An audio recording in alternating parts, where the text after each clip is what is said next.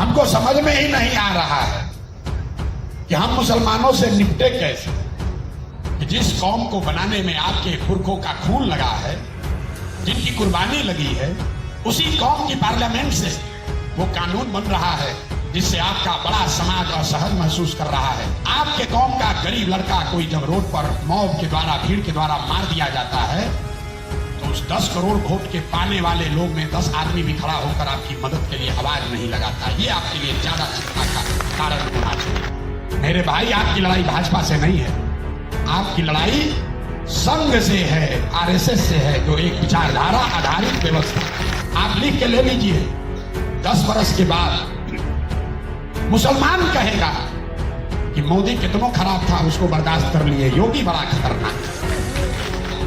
तो वैसे जी ये कह रहे हैं कि सारे मुसलमान एक साथ आइए और अपने बीच से लीडरशिप पैदा कीजिए, किसी दल का पीछे झंडा मत ढोइए। हम भी वही कह रहे हैं। समझ तो तब है जब हिंदुओं के गांव में जाकर हम मोदी के खिलाफ बोले, तब न बात है। ये जो आधा हिंदू है, मुसलमान बिक सकता है, लेकिन ये आधा हिंदू भाजपा को वोट नहीं देगा। हम अरविंद केजरीवाल नहीं हैं, जनसुराज अरविंद केजरीवाल और अन्ना के आंदोलन से प्रभावित चीज नहीं है। वो भाजपा को जन्म देती है, वो मोदी योगी बनाते हैं। तो जब तक उस जड़ का इलाज नहीं कीजिएगा, तब तक खाली पेड़ का पत्ती गिनने से बात नहीं बनेगा। कि हमारा ये पूरा जो अभियान है, ये एक लाइन में, एक पंक्ति में आजादी से पहले जो महात्मा गांधी की कांग्रेस थी, उसको पुनर्जीवित करने का अभियान है। मुसलमानों की मानसिकता को, राजनीतिक समझ को हम आज तक समझ नहीं पाए। हम रोज बैठ के सोचते हैं कि भाई, जिस कौम को, जिन लोगों को सबसे ज्यादा दवा की जरूरत है, उसको दवा से सबसे ज्यादा परहेज है। इस कौम, इस मुल्क में अगर किसी को मशवरे की, सलाह की, विकल्प की जरूरत है तो वो मुसलमान है। लेकिन मुसलमान को ही इससे सबसे ज्यादा परहेज है। आपकी दशा देखिए, आपको कोई पूछे तो भी आपको बुरा लग रहा है, कोई न पूछे तो आपका फिर भी मुंह खराब हो रहा है। कोई मोहल्ले में गया तो पूछ लिया कि अरे भाई, मोहल्ले में जा रहा है, जरूर कोई ना कोई मतलब होगा। मोहल्ले में नहीं गया तो कहता भैया मोहल्ले में आया ही नहीं हमको पूछने। हमको समझ में ही नहीं आ रहा है कि हम मुसलमानों से निपटे कैसे। हम 2 बरस से पैदल चल रहे हैं। शुरुआती दिनों में हम मुसलमानों के गांव में जाते थे पैदल, रास्ते में जो गांव पड़ा वहां जाते हैं। उसमें हिंदू मुसलमान अगड़ा पिछड़ा नहीं करते, जो रास्ते में गांव है वहां गए। तो मुसलमानों ने ये कहना शुरू किया कि भाई, हमारे गांव में क्यों आ रहे हैं, ऐसा तो नहीं कि हम लोग को साथ में लेना चाहते हैं।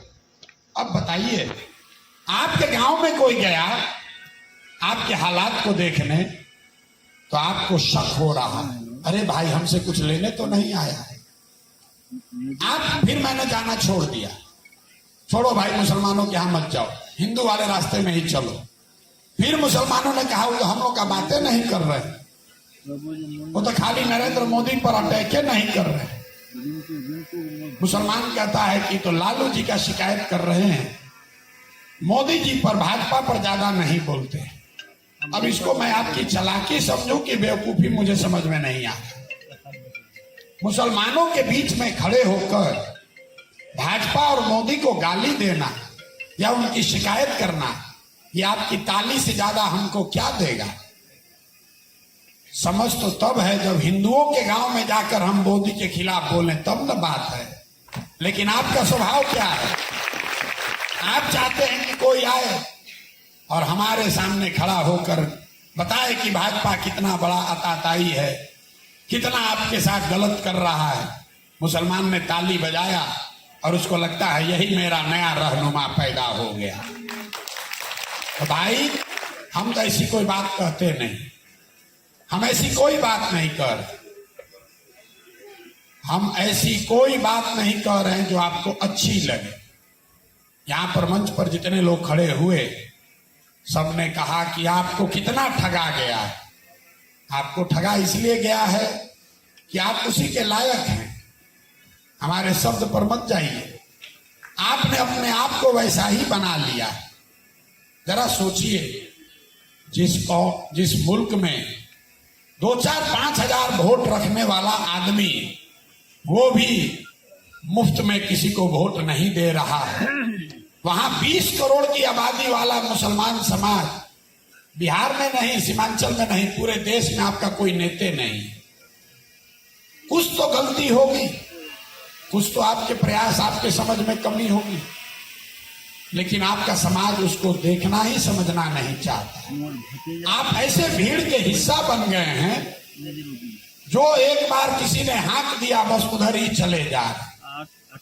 अभी किसी सज्जन ने बहुत अच्छा बोला कि हमारा समाज तो आपके साथ बिल्कुल रहेगा, आपका समाज हमारे साथ रहेगा कि नहीं, ये बताइए। हम अभी आपको बताते हैं कि वो रहेगा कि नहीं। इस देश में उनका कहना है कि भाई मुसलमान को वोट दे रहा है हिंदुओं को, हिंदू लोग मुसलमान को वोट नहीं दे रहा। ये बहुत बड़ा भ्रम आपके दिमाग में बैठा दिया गया। आप बड़े नेता हैं, इस देश में 80% हिंदू रहता है। इस बात को ध्यान से सुनिए, 80% इस देश में हिंदू रहते हैं।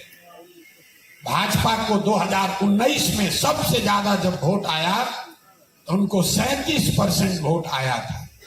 इस बार 0.7% कम 36% वोट आया है।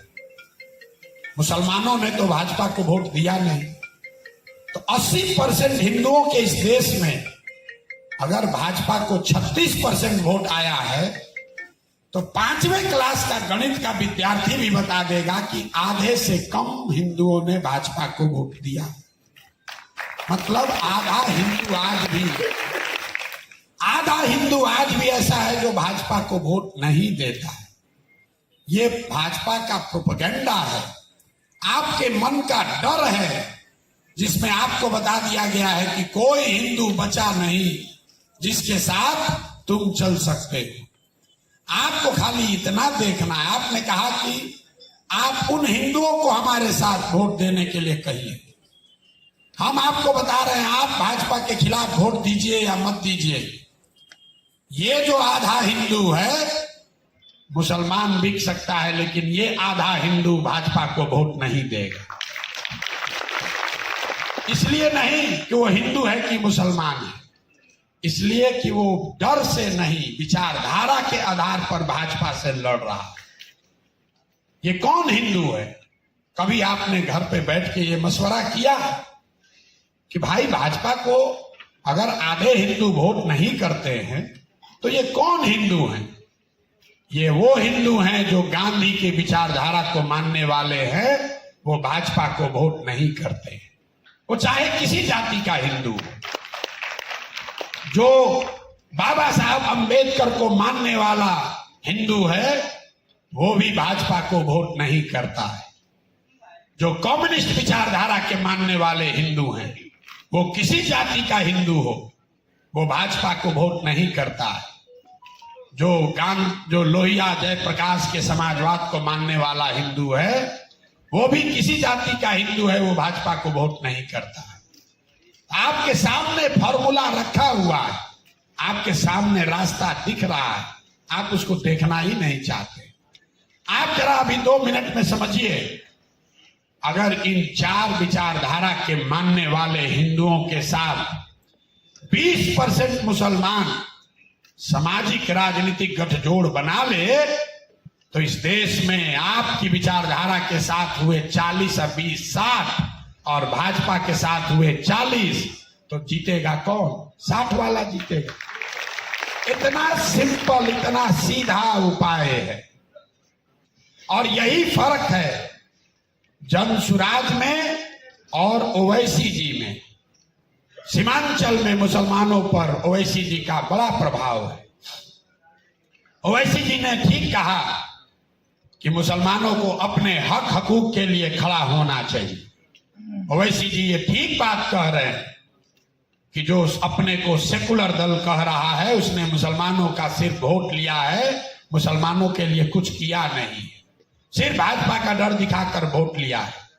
लेकिन ओवैसी जी में एक ही उनके फॉर्मूला में कमी हमें लगती है वो जीतने का रास्ता नहीं बता रहे, वो मुसलमानों को संगठित करने का रास्ता बता रहे। इसमें कोई दिक्कत नहीं है, इसके लिए उनका स्वागत होना चाहिए। लेकिन मुसलमान चुनाव कैसे जीतेगा ये ओवैसी जी नहीं बता रहे। ओवैसी जी ये कह रहे हैं कि सारे मुसलमान एक साथ आइए और अपने बीच से लीडरशिप पैदा कीजिए, किसी दल का पीछे झंडा मत ढोइए। हम भी वही कह रहे हैं, फर्क बस इतना है कि ओवैसी जी कह रहे हैं कि सारे मुसलमान एक साथ मिलकर लड़िए, और जनसुराज प्रशांत किशोर कह रहा है कि सारे मुसलमान एक साथ मिलकर लड़िए, लेकिन उन आधे हिंदुओं के साथ मिलकर लड़िए जो आपके साथ विचारधारा के आधार पर चलने को तैयार है। ये फर्क को समझिए। किसी ने कहा, दिल्ली का हवाला दिया, आम आदमी पार्टी का अरविंद केजरीवाल का। हम आपको सिरे से खारिज कर रहे हैं, हम अरविंद केजरीवाल नहीं है। अगर जीत मिल जाए तो भी नहीं चाहिए। हम अरविंद केजरीवाल नहीं हैं। जनसुराज अरविंद केजरीवाल और अन्ना के आंदोलन से प्रभावित चीज नहीं है। ये हमारा ये पूरा जो अभियान है, ये एक लाइन में, एक पंक्ति में आजादी से पहले जो महात्मा गांधी की कांग्रेस थी उसको पुनर्जीवित करने का अभियान है। ये चुनाव लड़ने जीतने के लिए नहीं बनाया गया है, और इस बात को आपको खूब बेहतर समझना चाहिए। आपकी लड़ाई है किससे? आपकी लड़ाई भाजपा से नहीं है, ये तो आपका भ्रम है। आपकी लड़ाई मोदी शाह से नहीं है, आपकी लड़ाई योगी से नहीं है। ये आपके मन में बैठा दिया गया है कि मोदी नहीं रहेंगे तो हम लोग ठीक हो जाएंगे। मेरे भाई, आपकी लड़ाई भाजपा से नहीं है, आपकी लड़ाई संघ से है, आरएसएस से है, जो एक विचारधारा आधारित व्यवस्था है। वो भाजपा को जन्म देती है, वो मोदी योगी बनाते हैं। तो जब तक उस जड़ का इलाज नहीं कीजिएगा तब तक खाली पेड़ का पत्ती गिनने से बात नहीं बनेगा। जरा याद कीजिए, सारा कुछ सुनने के बाद मुसलमान कहता है भैया किसी तरह मोदी को हरा दीजिए। देखिए मुसलमानों की दूरदर्शिता में जो कमी है। आप कह रहे हैं कि भैया मोदी को हरा दीजिए, हम लोग ठीक हो जाएंगे। याद कीजिए, आज से 15 बरस पहले मुसलमान कहता था किसी तरह आडवाणी को अगर हरा दें, वाजपेयी तो ठीक है, इसको बर्दाश्त कर सकते हैं, आडवाणी से बड़ा डर लगता है। आज वही मुसलमान, हिंदुओं की बात छोड़िए, यहां बैठे मुसलमान साथियों से पूछे कि आडवाणी और मोदी में कौन आपको मंजूर है, तो आप कहिएगा आडवाणी कितनों खराब था ना, मोदी नहीं चलेगा, आडवाणी ठीक है, चल जाएगा। मेरे भाई, आप लिख के ले लीजिए, 10 बरस के बाद मुसलमान कहेगा कि मोदी कितनों खराब था, उसको बर्दाश्त कर लिए, योगी बड़ा खतरनाक। आप ये समझ नहीं रहे, ये हंसने की बात नहीं है। इस बात की गंभीरता को समझिए। ये संघ वाले लोग धीरे धीरे जो सेंटर है उसको राइट के ओर ले जा रहा है। आपके लिए नहीं, उसको मालूम है उसको आपका वोट नहीं चाहिए। जो 80% हिंदू है उसमें आधे हिंदू आज योगी को, आज मोदी को मान रहे हैं। वो उन हिंदुओं में अब योगी को बैठाएंगे, योगी के बाद किसी और भारी एक्सट्रीमिस्ट को बैठाएंगे। उस बात को जब तक आप नहीं समझिएगा तब तक आप कभी लड़ाई जीत ही नहीं सकते। आपको पता ही नहीं है कि लड़ाई है किससे। लड़ाई है संघ से और आप लड़ रहे हैं भाजपा से। तो आप एक बार उसको हरा भी दीजिएगा। आपने आडवाणी वाजपेयी को हरा दिया, यूपीए ने आडवाणी वाजपेयी को हरा दिया 2004 में। फिर क्या हुआ? 10 बरस के बाद उससे दुगना ताकत से वो वापस आ गया। जब तक उसका इलाज नहीं कीजिएगा तब तक इसका कोई उपाय नहीं। आपको पहले समझना है संघ कैसे बना है। जिससे लड़ाई लड़नी है। नीति ये कहती है कि अपने दुश्मन को, अपने प्रतिद्वंदी को, जिससे आपका मुकाबला है, उसकी ताकत और कमजोरी का बहुत अच्छा अध्ययन होना चाहिए। यही रणनीति है, यही नीति है। उनकी ताकत क्या है? संघ ने कभी गांधी मैदान में रैली नहीं किया, वो चुनाव लड़ने जीतने नहीं आते। उनकी ताकत है गांव गांव में हर दिन संघ 1 लाख शाखा लगाता है और बच्चों को निचले स्तर से अपने विचारधारा से जोड़ रहा है। आप लोग मुसलमानों के बड़े सलाहियत रखने वाले लोग हैं। आप मुझे बताइए, जिस कौम में ज़कात से के पैसे से आप मस्जिद बनाते हैं, यतीम खाने चलाते हैं, मदरसे चलाते हैं, इतनी बड़ी बड़ी आपके यहाँ संस्थाएं हैं, देश की एक संस्था बताइए मुसलमानों की जो अपने बच्चों को राजनीति सिखाती है? कोई ऐसा संस्था नहीं है जो कि अपने बच्चों को राजनीति सिखा रहा है। और यही आपकी परेशानी का सबब है। जब तक आप अपने विचारधारा को मानने वाले, अपने विचारधारा को बढ़ाने वाले लोगों को खड़ा नहीं करोगे, तो कितनी भी सभा कर लीजिए, किसी को भी वोट दे दीजिए, आपका भला होने वाला नहीं। आपने लंबी लड़ाई लड़ी, आप उर्दू की लड़ाई लड़े, आप हज कमेटी का लड़ाई लड़े। एक बार सरकार में कोई आएगा, एक कानून बनाएगा, 50 साल का आपका संघर्ष खत्म हो जाएगा। एक कानून वक्त का बना है, आज अभी बना नहीं है, बनने की बात हुई है। और मुसलमानों में इतनी घबराहट है। आप ये नहीं सोच रहे हैं कि जिस कौम को बनाने में आपके पुरखों का खून लगा है, जिनकी कुर्बानी लगी है, उसी कौम की पार्लियामेंट से वो कानून बन रहा है जिससे आपका बड़ा समाज असहज महसूस कर रहा है और आपके लिए बोलने वाला कोई खड़ा नहीं। ये चिंता की बात है।